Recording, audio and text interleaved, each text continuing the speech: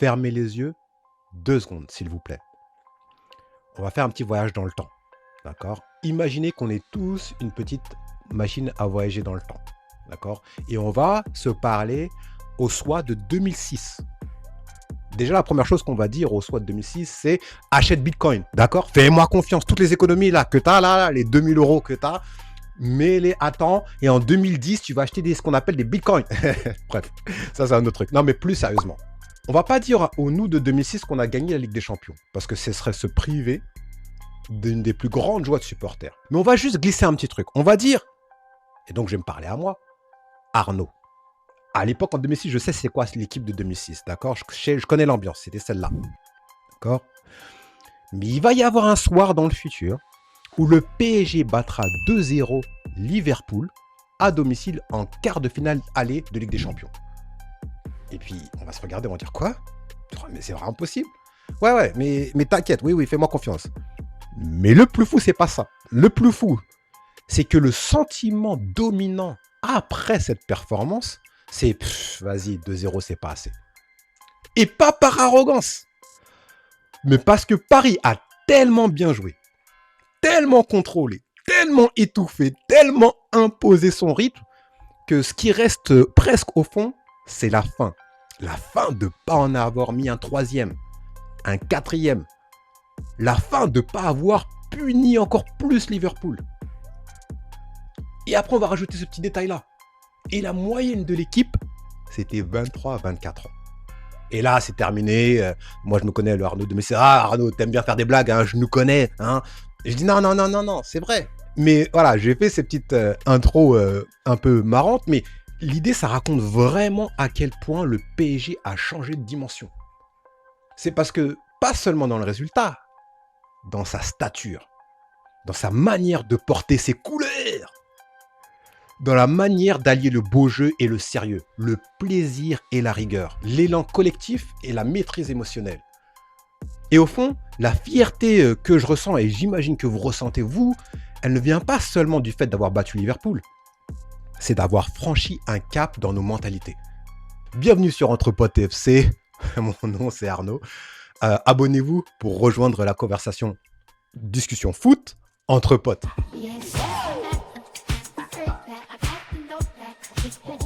Maintenant, il faut remettre les choses quand même au clair. Ce soir, c'est magnifique, mais ça reste un match aller. D'accord? Donc il faut respecter. Je dis souvent, il faut respecter le football. Tant qu'il y a un match à jouer, le danger, c'est de se croire déjà qualifié. Et c'est aussi pour ça que j'aime bien le discours de Luis Enrique. Le fait qu'ils disent qu'ils s'attendent à souffrir là-bas. Parce que s'attendre à souffrir, ce n'est pas manquer d'ambition. C'est de montrer que tu comprends la grandeur d'Anfield sans lui donner plus de pouvoir qu'il en a. Tu respectes le lieu, tu respectes l'adversaire, mais tu ne vas pas pour subir, tu vas pour gagner. Et ça, je trouve que ça résume très bien le PSG d'aujourd'hui. Humble dans la lecture, mais ambitieux dans l'intention. Maintenant, ce qui m'a le plus impressionné hier, franchement, parce que tout le monde a bien joué, hein, etc., mais c'est Zaïre Emery. Vraiment, hein, parce que son match raconte plusieurs choses à la fois. Déjà, il raconte son niveau du soir. Il a été énorme dans l'intensité, dans les duels, dans le pressing, dans la récupération, dans les projections, il a vraiment pesé. La petite feinte là qu'il fait dans notre surface, il reçoit le ballon et il fait comme s'il part comme ça, et en fait il ouvre son pied, il part comme ça, et puis il y a le milieu de terrain, j'ai oublié son nom, de Liverpool qui part, et tu vois dans ses yeux, oh là là, punaise, ouf, et il glisse comme ça là. Non, j'ai dit Warren. Oh, oh, oh. Non, voilà, c'est magnifique. Et c'est aussi ça qui montre, je pense, sa progression. Et ça, j'y tiens beaucoup parce que j'ai trouvé qu'il y avait des discours trop durs sur lui, quand il y avait des passages compliqués avec lui. Ça tranchait trop vite, trop définitif, il y avait le sentiment de déception presque. Comme si à son âge, un moment de moins bien, ça voulait dire qu'il n'était pas au niveau. Alors qu'en vrai, et je l'en parle dans la vidéo sur Barcola d'ailleurs, je vous invite à aller voir si vous ne l'avez pas vu, les jeunes passent tous par là. Les creux, les flottements, les moments où c'est un peu moins clair, ça fait partie du chemin. Ça ne veut pas dire qu'il faut tout excuser, mais ça veut dire qu'il faut lire une progression intelligemment. Et c'est pour ça qu'il y a une phrase à laquelle je crois énormément. Quand un joueur est tout en bas, il faut rester calme. Quand un joueur est tout en haut, il faut rester calme aussi. Parce qu'avec un jeune comme lui, le vrai enjeu, c'est de lui laisser la place de grandir. C'est de ne pas le condamner trop vite quand ça flotte un peu. et de ne pas l'enfermer trop tôt dans une version définitive de lui-même dès qu'il enchaîne 2 gros matchs. Et ce soir, ça montre que justement, il y a une vraie montée en maîtrise. Alors pas la maîtrise d'un joueur arrivé, mais celle d'un joueur qui comprend de mieux en mieux le très haut niveau. Il devient plus juste, plus propre et de plus en plus complet. Et ça, pour Paris, c'est énorme. Et puis un autre jeune auquel aussi je dois faire une petite dédicace, ah, c'est mon gars, Joao Neves. Non, la petite déviation comme ça, là. Po, po, po. Eh, Joao, dédicace. Bref, en tout cas, voilà, ça résume tout ça, une équipe très forte, avec des jeunes joueurs qui donnent l'impression de pouvoir encore monter. Et ça mène à une autre séquence que j'aime beaucoup, et ça a été après le match. C'était l'interview de Savonov. Je ne sais pas si vous l'avez vu, parce que on lui pose une question sur le doute après son erreur contre Toulouse.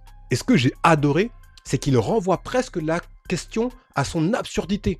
En gros, ce qu'il fait comprendre, c'est qu'il n'a pas compris la question, pas parce qu'il ne comprend pas le français, mais il ne comprend pas l'intention derrière.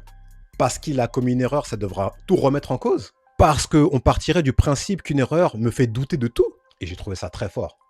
D'abord parce que ça raconte son mental, le fait qu'il ne soit pas dans une logique où une erreur devient une crise intérieure. Une erreur, ça existe, ça fait partie du football. Un attaquant, il rate une grosse occasion. On ne lui demande pas automatiquement si tout s'écroule dans sa tête. Donc pourquoi on devrait lire ça chez un gardien à chaque fois? Mais ça raconte aussi autre chose. L'état d'esprit de certaines questions posées aux joueurs. Parfois, on ne cherche pas à comprendre. On cherche à faire rentrer le joueur dans un récit qui est déjà prêt. Et là, ce qui est intéressant, c'est qu'il refuse ce récit-là. Il force presque le journaliste à assumer l'idée derrière sa question. Et ça, j'aime beaucoup, parce que ça force à regarder autrement. Et ça oblige aussi les journalistes à prendre leurs responsabilités dans la manière dont ils fabriquent une narration. Et vous savez très bien que voilà, c'est quelque chose qui m'est important sur cette chaîne. Et c'est important pour nous, parce que c'est aussi une thématique de la chaîne. Pas juste parler de foot, mais parler du récit qu'on construit autour du foot. Donc encore une fois, abonnez-vous si ce n'est pas déjà fait. Tout ça rejoint ce que dit le match du PSG collectivement. Parce que Paris a été fort dans la maîtrise, dans l'intensité, dans le sérieux, et dans la façon d'imposer un rapport de force à Liverpool. Maintenant, le seul truc qui laisse presque une sensation particulière, c'est qu'il y avait la place pour leur faire encore plus mal. Mais attention, je ne suis pas en train de faire un faux procès.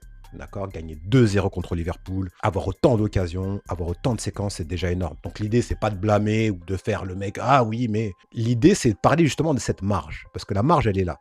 Dans la capacité à être encore plus tueur. Dans la capacité à matérialiser encore plus la domination en but. Dans le fait de plus laisser l'adversaire respirer quand il y a la place. Et la question, elle est intéressante. Est-ce que dans ces moments-là, ça joue dans les têtes? Est-ce qu'on réfléchit un peu trop au moment de finir dans la jambe des attaquants? Est-ce que justement ces jambes-là, elles tremblent légèrement plus à ce niveau de la compétition? Peut-être. Mais c'est normal aussi parce que c'est un apprentissage. Ça montre justement à quel point le niveau d'exigence a monté. Parce qu'on parle d'un 2-0 contre Liverpool, il y a encore de débats pour mettre la place. Ça veut dire quelque chose vraiment sur la place où Paris en est. Et il y a un truc aussi important. Parfois, c'est pas seulement le nombre de buts. Bien sûr, rien ne remplace le but. Attention. Mais le fait d'enchaîner des occasions, d'enchaîner les situations, d'enchaîner les vagues, ça use l'adversaire mentalement aussi. C'est comme des coups de boutoir. À force, l'adversaire se dit, si on s'ouvre trop, on va s'en prendre un. Si on tente trop, on va se faire punir. Si on se découvre, ça devient encore plus lourd. Donc, dans le même temps, même quand tout ne rentre pas, le fait d'avoir autant d'occasions raconte quand même une domination très forte. Maintenant, le cap supplémentaire, ce serait justement de transformer encore plus souvent cette domination en sanction nette au score. Et dans le Money Time européen, ça, c'est un cap immense. Parce qu'au fond, le cap du très grand, c'est aussi ça. Quand tu domines, tu ne le racontes pas seulement dans le jeu, tu le racontes aussi dans le score. Donc oui, la phrase qui reste pour moi, elle est très simple. Le plus fort, c'est la marche du PSG. Parce que ce soir, Paris n'a pas seulement battu Liverpool, il l'a battu en laissant encore sentir que... Ah, t'as de la chance. c'est un peu ça. Donc voilà, un truc aussi juste pour nuancer un peu la lecture, c'est le niveau de Liverpool. Alors, est-ce que Paris était extrêmement fort? Oui, je l'ai déjà dit juste avant. Mais est-ce qu'en face, Liverpool est aussi tellement dans ses doutes du moment que ça influence un peu ce qu'on a vu? Je pense que oui. Je pense que c'est au moins que c'est une vraie question. Parce qu'il faut être honnête, Liverpool n'a pas réussi à exister. Et ça, c'est évidemment parce que Paris a imposé énormément de choses, mais c'est aussi parce que c'est une équipe, comme on l'a dit dans notre vidéo d'avant, qui reste dans le flou, voilà, qui se cherche un peu et qui reconnaissent eux-mêmes, ils ne se voilent pas la face. Donc, ça enlève rien au PSG, mais ça nuance un peu la lecture. Donc, c'est pour ça aussi qu'il faut rester sérieux pour le match retour. Parce que si Liverpool, entre-temps, le week-end, retrouve un peu d'élan, un peu d'orgueil, un peu de continuité, le décor peut être totalement différent. On se souvient, l'année dernière, hein, quand on gagne avec des champions le parcours, on perd 2-0, on est en train de perdre 2-0 contre City, et beaucoup de gens sur un Twitter, ah, Paris, gna gna gna. Et puis ensuite 4-2. Donc il suffit d'un déclic. C'est pour ça qu'il faut respecter le football. Petit mot sur Ekitike. Il n'a pas existé. C'était une petite interrogation avec la malédiction de Paris face aux ex. En tout cas, pour le match aller, il n'a pas réussi à exister. On a vu que ce n'était pas une histoire aussi simple que ça. Il y a aussi l'idée de montrer à Paris, c'est pas que j'avais pas le niveau, c'est que j'avais pas la place. Mais il n'a pas réussi à peser. D'accord. Il n'a pas réussi à s'installer. Alors, c'est pas de sa faute à lui.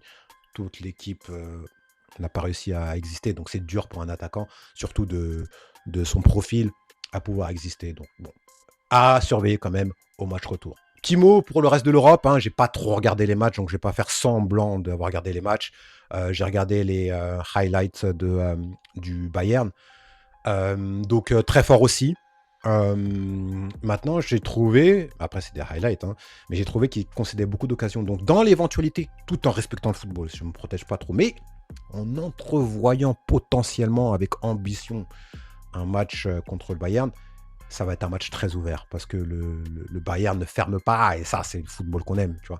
Donc, c'est intéressant.